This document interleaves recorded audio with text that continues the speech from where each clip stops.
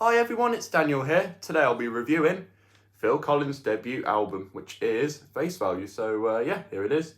Here's the front. Phil giving you no personal space whatsoever. And previously I did a review on his second album, which I have on vinyl, which is Hello Must Be Going. I own Face Value on CD because why not? I mean, I bought them both the same day, so yeah. So yeah.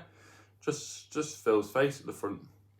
Of course, all the Genesis members were going solo, and then this is what Phil, came up with. So yeah, a brilliant album. I love it. I love it just as much as Hello Must Be Going. These two, it just depends on which day, to be fair. So yeah, here's the front, here's the spine, and here's the back cover. So we have 12 tracks. Hello Must Be Going had 10, but yeah. Also, I made a mistake. I said that Arif Mardin did the string arrangements for Hello Must Be Going. He didn't. It was Gavin Wright and Martin Ford, I think. But I'm not 100% sure. But Arif Mardin definitely did the composing for the strings on this album. So, yeah. Sorry about that mistake, but hope you can forgive me. Anyhow. So the back, we've basically just got Phil Collins' hair. And, yeah. There's a little, there's a, what do you call it? There's a little description at the back, which, I'll read it out for you because why not? Face Value, Phil Collins' solo debut, generated 2 American top 20 singles in 1981, I Missed Again and The Atmospheric in the Air Tonight. On his own apart from Genesis, the artist has revealed a solid set of rhythm and blues roots to match his long-time willingness to experiment with sounds and styles and tempo. Motown-inspired numbers contrast with the version of the Beatles' Tomorrow Never Knows and the sensuous ballad If Leaving Me Is Easy. So, yeah, this came out in 1981, just before Abacab and after Duke. This album was produced by Phil Collins and assisted and engineered by Hugh Padgham, which you've probably heard that name. But anyhow, he worked on Phil's next album. Anyhow, let's go review the track. So we have the opening track, In the Air Tonight. I love that song. Don't care if it's overplayed. I'm definitely playing it on New Year's Eve because, yeah. The actual gated reverb drums don't kick in until like 3.5 minutes. If you don't know this song, then, yeah, you're living under a rock, I'm sorry. But, yeah. If you've seen the Cadbury's advert with the gorilla, then, yeah. I think I saw the behind the scenes of that when I went to Cadbury's one. I'm not sure if it was, I don't know, I can't remember, but I remember just like seeing that advert in Cadbury's World. So yeah. Anyhow, the next track is This Must Be Love, a very underrated track. The only bit of drums in the song is the hi-hat, but it's mostly just percussion.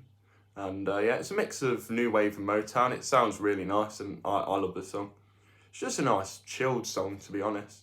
Most of this album have to be in the right mood, but yeah, some of the songs I could just listen to any day. For example, the next track, which is Behind the Lines, which interestingly was the opening track to Genesis's album Duke.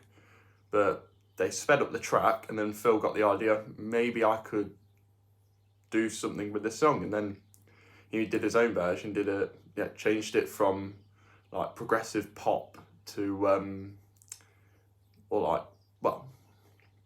I don't know what genre the original song is. It's like a mix of arena rock and progressive pop, I think. I'm not sure, but yeah, he changed the genre from those to like a mix of R&B and disco, which, yeah, you can definitely hear it in this version. It's much faster. The original song's about 80 beats per minute. Phil Collins' version's about 105, 110. It's just really nice, you've got the Phoenix horns, and yeah, it definitely sounds like Phil Collins. The lyrics, he has like swapped them around a bit and changed some of the lyrics, and the outros, there's an extended outro. And such an upbeat song. I love Behind the Lines, both the Genesis version with the groundbreaking intro played by Tony Banks, and then we've got Phil Collins' version, which is like, well, yeah, more danceable, just a track just to enjoy and just to stay happy. Yeah, one of those songs where you can't help but smile once you hear it, and you're like, oh, that's quite catchy. And Anyhow, the next track we have is The Roof Is Leaking. This song is basically Phil Collins going for more of a country, going for more of a country style. Yeah, it's a good introduction. Well, basically behind the lines, The Roof Is Leaking, and the next two tracks are actually like sort of one song, because behind the lines fades out, and then you hear like this cricket sound effect, which leads into The Roof Is Leaking. It's basically just the vocals, the grand piano, a banjo and a slide guitar, which Eric Clapton was supposed to play, but he messed up, so it didn't end up on the final recording. But yeah, it's only about 3 minutes long, nothing extreme, but it Phil was experimenting, so you kind of got to let him off here. Next track we have is Drones, which is instrumental with the dumb dagger technique used throughout, with the percussion, the violin, some brief vocals from Phil, just like kind of screaming in the background. Screaming? Not really. I don't know. He's just doing this noise in the background, yeah. And then you've got Al Shankar doing Dum Dagger Dum and all that, yeah. Which, if you've done music at college, you definitely or probably have learnt that technique. It's sort of handy, mostly for drummers. So clearly Phil was influenced by a lot of music, not just Motown, just like world music and all that, sort of like Peter Gabriel.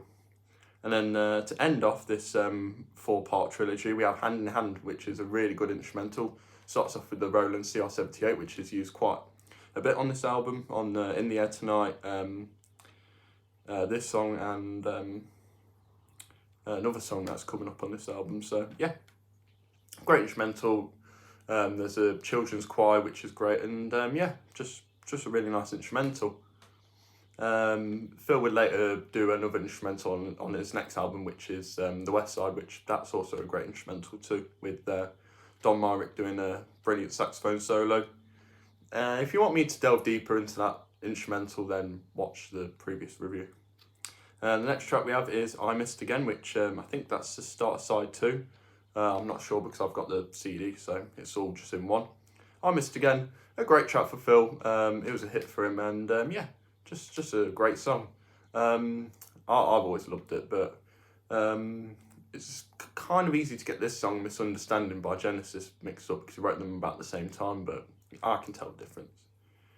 He also wrote Please Don't Ask for this album, but Genesis liked it so much they were like, let's just put it on Duke, and yeah. So Phil contributed quite a bit in Genesis once Peter Gabriel left and Steve Hackett left, and then there were 3, started writing his own songs on his own for Genesis, and Mike and Tony were just like, yeah, we'll have that song.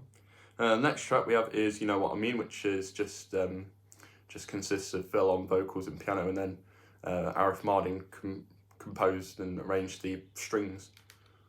There's an orchestra as well, which absolutely beautiful song. I love it. And then this song ends. It's beautiful. It's just the start of like Phil's ballad side, which I love too. The song like slowly fades into the next track, which is Thunder and Lightning, which is a very underrated track. It was a hit single in Germany, I think, but nowhere else. But I still love that song. It's lots of fun, very groovy. Kind of reminds me a bit of the Beatles. You can tell Phil was influenced by the Beatles quite a bit. And that song also reminds me a bit of That Soul by Genesis. But yeah, except with the Phoenix horns and just, yeah. just a brilliant track. If you're not listening to this album, I'd highly recommend you do so, because it's amazing, and Phil Collins is one of my favourite musicians of all time. Anyhow, we have probably one of the best tracks in the album, in my opinion, I'm Not Moving. Even though it's only about 2.5 minutes, it's still a great track. Phil plays most of the instruments. The vocoder comes back in this song, which was used in the Air Tonight and briefly in Hand in Hand. And then we've got John Giblin on the bass. He only plays on 4 tracks in this album. The rest of the bass is played by Alphonso Johnson. And then we have the next track, which is If Leaving Me Is Easy. Such a heartbreaking song, I love it. It's great. And yeah, that song was about, you know, Phil's divorce with his wife and all that. And yeah, that's sort of why Genesis had a break, because he was going to America and trying to save his marriage but failed. And that's when songs like If Leaving Me Is Easy, Misunderstanding, I Missed Again, and Please Don't Ask, all those songs came from Phil and his experience with his marriage. So yeah, just such a beautiful song. Got Eric Clapton on the guitar. Just beautiful. We got a lovely saxophone solo from Don Myrick at the start. Yeah, it's quite a shallow song, but it's beautiful. I love it. The falsetto vocals at the end are fantastic. Very haunting. I just love this song. It's one of my favourites. And to end off the album, we have Tomorrow Never Knows, which is a cover by the Beatles, which I actually didn't know. Sounds quite similar, except with the 80s production, and you know, you got the Phoenix horns, you got Daryl Stuermer on guitar. And yeah, I like this cover version. It's quite spooky and it's a bit weird, like the original song, but Phil's version like fades out, and then at the end you can briefly hear him sing Somewhere Over the Rainbow from The Wizard of Oz, which is very haunting, but a nice way to end off the album. So that's pretty much my opinion on every song in Face Value. I pretty much like all the songs. I love most of them, and yeah. So there's the disc, and then Phil Collins' hair again. So here's the inside. The double bass is played by Chris Lawrence, which yeah, I recognise that name. He's worked with the Style Council, I think. So yeah.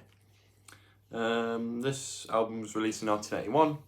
However, the demo tracks were recorded late 1979, and then the album was recorded, I think it was late 1980. Literally less than 2 weeks into 1981, and literally Phil has a hit with In the Air Tonight. I know. Got the personnel there. Got some great musicians such as John Giblin, Daryl Stuermer, El Shanker, Stephen Bishop, Alphonso Johnson. Peter Robinson plays the Prophet 5 on Behind the Lines. Joe Partridge plays the slide guitar on The Roof Is Leaking, and the banjo is played by Daryl Stuermer, which I'm not sure if it was the banjo or the slide guitar, but Eric Clapton was supposed to play on that track, which he did, but they took his recording out because he messed up, apparently. I just think this is a great album. I love all the tracks. See, Arif Mardin arranged the strings in You Know What I Mean. I think he's great, and yeah, just an amazing album. So we've got the songs here. Strangely enough, Behind the Lines and Tomorrow Never Knows, the lyrics aren't on here, so that's a bit odd. Fair enough, they are covers, but I mean, Phil Collins is basically covering a song from his own band, which, yeah, I guess getting the rights to Behind the Lines wasn't much of an issue because Phil was in Genesis anyways. See, Banks, Collins and Rutherford. I was like, no way, that was that was a Genesis song or something. And then yeah, I listened to Duke and I was like, okay, quite interesting. When you compare the both versions of Behind the Lines, the Phil Collins version and the Genesis version, you notice that they're quite different in the different styles, you know, different musical styles. And yeah, great album. I love Face Value. I still need to get No Jacket Required and But Seriously, which I pretty much only listened to Phil Collins' 80s discography. So yeah, let me know what you think of this album. Do you like it? Would you prefer if Phil just didn't do it? But I'm super happy he did. Just something different. And then later on, Mike Rutherford would start marking the mechanics, and then Tony Banks would work with Fish from Marillion, and yeah, just a great way to start his successful solo career. But anyhow, thank you for watching, everyone. This has been my review of Phil Collins' album Face Value, and that's it really. Stay tuned for my album reviews in the future. Thanks once again, and take it easy. Yeah, peace.